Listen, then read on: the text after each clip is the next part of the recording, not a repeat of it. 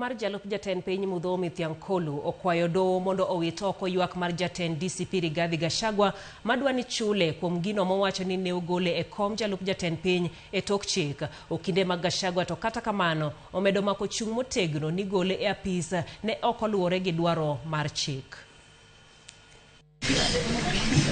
Ne en odiechieng' mar okinde makwedo ng'ur mar Rigathi Gachagua ewi kaka ne ogole e lemo mar jalup jatend piny to kod kaka odwani chule kuom ne gole e lemono.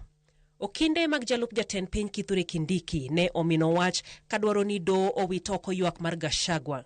Kokalo kuom okil Mudhomi Thiankolu, Kindiki owacho ni okang' mar Chulo Gachagua biro nenore ka gima iduoke e lemono mane osegole. How was Parliament to undertake this exercise in 46,000 polling stations? So one of the case-by-case considerations, my lord, you must have is also the resource implications. Okinde Kindiki onyiero weche manyopedhi e doho gi laktar gi konyo manyolero ni Gachagua ne obedo matuo e kinde mane od bura yalo buch thiche e apis. The real reason the first petitioner engaged in this act of malingering to run away from cross-examination is because the cross-examination would have affirmed the counts relating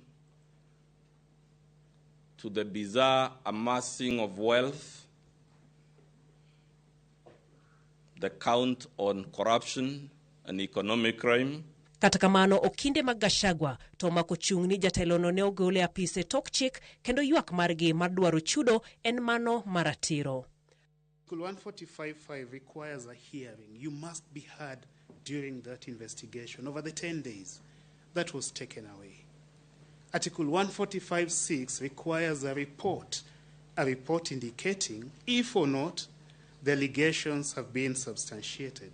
The Speaker himself ends that session by saying, "Honorable Senators, ladies and gentlemen, in conclusion, let me take this opportunity on my own behalf and on behalf of the Senate to convey our sincere sympathies and best wishes for quick recovery to His Excellency Rigathi Gachagua, the Deputy President of the Republic of Kenya." Burano ibiro winj kendo tarik 22 dweni ma en juma manyien.